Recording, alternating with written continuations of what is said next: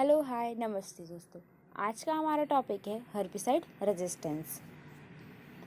तो herbicide resistance जानने से पहले हमें पता करना होगा हर्बिसाइड क्या होते हैं। Herbicides are the chemical substances that farmer use to kill plant that are unwanted. That means आसान भाषा में वो टॉक्सिक सब्सटेंस जो प्लांट्स के डिस्ट्रॉय करने के लिए यूज़ किया जाता है।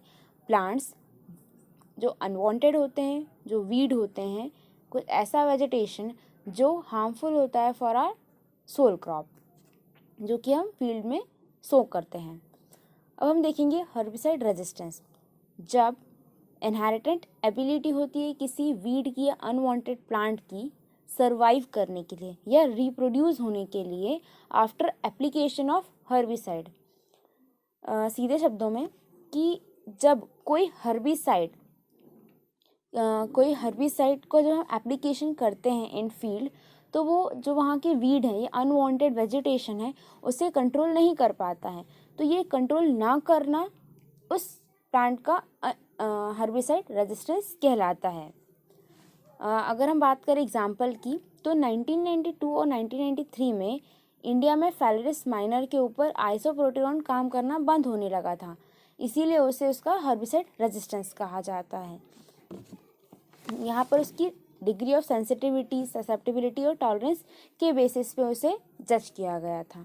अगर हम बात करें कि कौन कौन से ऐसे चीज़ें होती है, ऐसे कौन कौन से पॉइंट होते हैं जो उसे फेवर करते हैं कि वो उसे हर्बिसाइड रेजिस्टेंस बनने के लिए, जैसे कि कुछ इन्वायरमेंट में चेंजेस आना, या फिर एक ही फैमिली के रिलेटेड जो केमिकल्स होते हैं उनका यूज़ करना, या फिर जो वन टाइप ऑफ हर्बिसाइड का यूज़ करना, वो भी रिपीटेडली। अगर हम एक ही हर्बिसाइड को बार बार यूज़ करते रहेंगे तब भी ये चीज़ ऑकर हो सकती है। या फिर जो मोड ऑफ एक्शन होता है वो सेम रहता है उनका, या फिर हमारी कुछ ऐसी मेथड होती है, ऑपरेशनल मेथड होती हैं उससे अप्लाई करने की, उनके कारण भी ये हर्बिसाइड रेजिस्टेंस अकर हो सकती हैं। यहाँ पर आप डेफिनेशन देख सकते हैं। Herbicide resistance is the inherited ability of an individual plant to survive a herbicide application that would kill a normal population of the same species। आप यहाँ गौर कर रहे होंगे, यहाँ लिखा है सेम स्पीशीज़। तो जो पॉपुलेशन होती है किसी सेम स्पीशीज़ की, उसे किल नहीं कर पाता है कोई। जब हम हर्बिसाइड का एप्लीकेशन करते हैं तो उस इनहेरिटेड एबिलिटी को किसी इंडिविजुअल प्लांट की हर्बिसाइड रेजिस्टेंस कहा जाता है। Herbicide resistance is normally present at very low frequency in weed population before the herbicide is first applied।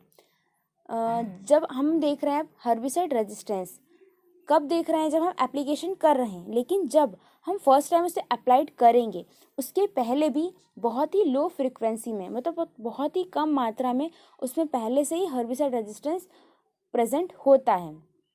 इसका मतलब है आफ्टर अप्लाइंग द हर्बिसाइड, ये जो फ्रिक्वेंसी होती है वो इंक्रीज होती रहती है, धीरे धीरे ये इंक्रीज होती रहती है। उसके बाद में weed population is defined as resistance when a herbicide that once controlled the population is no longer effective, sometimes an arbitrary figure और 20% सर्वाइवल इज यूज्ड।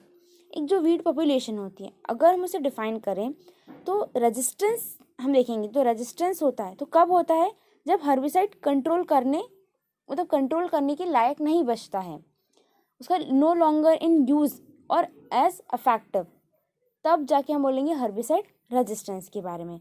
यहाँ पे एक आपको चार्ट दिख रहा होगा, chart showing the number of weed species with herbicide resistance population.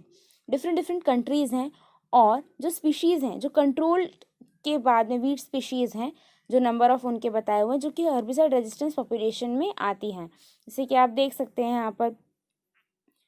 अब हम बात करेंगे रेजिस्टेंस मैकेनिज्म। ऐसा कौन से मैकेनिज्म हैं जिनके द्वारा कि जो हर्बिसाइड है वो रेजिस्टेंस देने लग गए हैं इन अ वीड और इन अ इंडिविजुअल प्लांट। तो रेजिस्टेंस क्या होती है पहले तो देखेंगे। जो एक स्पेसिफिक प्रोसेस होती है जो कि किसी भी प्लांट को अनेबल करती है सर्वाइव करने के लिए या रिप्रोड्यूस करने पे at the treatment of herbicide. ये मेनली दो टाइप की होती है, फर्स्ट टारगेटेड एंड दूसरा नॉन टारगेटेड। तो अगर हम टारगेटेड की बात करते हैं तो नाम से ही बहुत क्लियर हो रहा है, एक साइट स्पेसिफिक प्लेस है जहाँ पर इनका जाके टारगेट होता था एंड इफेक्टिव होता था।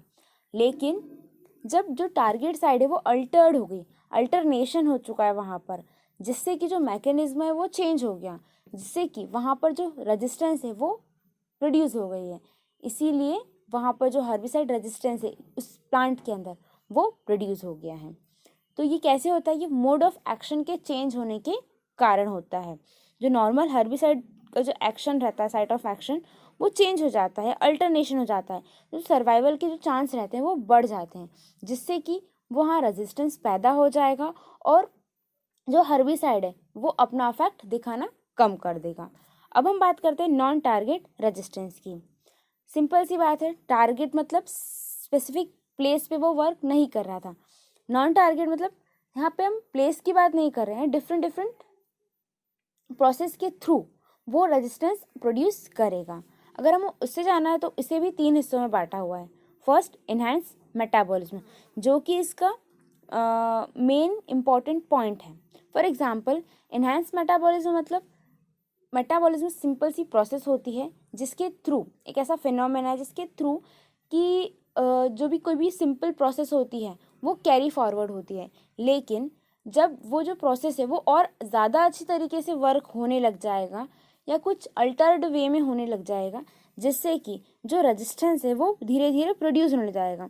जो उनका, जैसे कि अगर हम बात करें यहाँ पे रिड्यूस्ड हर्बिसाइड अपटेक, एक मेन पोटेंशियल मैकेनिज्म बताया हुआ है जिसके द्वारा कि वहाँ हर्बिसाइड रेजिस्टेंस प्रोड्यूस हो रहा है।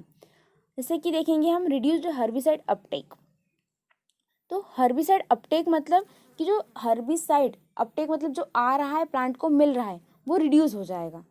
तो जैसे हर्बिसाइड आना कम हो जाएगा तो इसका अफेक्ट है वो भी कम हो जाएगा। दूसरा पॉइंट है रिड्यूस्ड ट्रांसलोकेशन।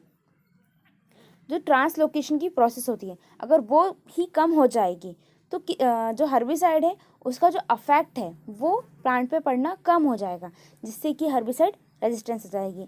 और भी चीज़ें हैं, herbicide activation, enhanced herbicide detoxification, ऐसी डिफरेंट प्रोसेस है जिसके थ्रू कि हर्बिसाइड रेजिस्टेंस प्रोड्यूस हो रहा है एक इंडिविजुअल प्लांट के अंदर। अब हम बात करते हैं दूसरे टॉपिक की, वो है कंपार्टमेंटाइजेशन, इसमें क्या होता है कि जो हर्बिसाइड है उसका मूवमेंट होने लग जाएगा। अब जब वो किसी जगह पे ज़्यादा टाइम के लिए अपना अफेक्ट, जो उसका इफ़ेक्ट है वो नहीं दे पाएगा और वो होने लग जाएगा, तो उसका जो अफेक्शन है या जो भी उसका डिस्ट्रॉय करने की जो कैपेबिलिटी है वो कम हो जाएगी, जिससे कि वहाँ जो हर्बिसाइड रेजिस्टेंस है वो ज़्यादा आ जाएगा। थर्ड पॉइंट है over expression of the targeted protein. मतलब आपको पता होगा कि जो हर्बिसाइड होता है वो किसी मेन प्रोटीन पे जाके वर्क करता है और उसे डिस्ट्रॉय करने लग जाता है, जिससे कि वो जो प्लांट है वो लीड करता है टू किल इटसेल्फ। लेकिन यहाँ पर जो टारगेटेड प्रोटीन है उसमें हम चेंजेस कर देंगे, जिससे कि जो उसकी जो प्रोसेस है वो कम हो जाए या लैग करने लग जाए, जिससे कि जो उसकी हर्बिसाइड रेजिस्टेंस पावर है वो कम हो जाएगी, जिससे कि हमें क्या मिल जाएगा कि जो प्लांट है वो सरवाइव हो जाएगा या रिप्रोड्यूस हो जाएगा उसी जगह पे। तो ये था हमारा पूरा हर्बिसाइड रेजिस्टेंस। आई होप आपको समझ आया हो। Thank you so much.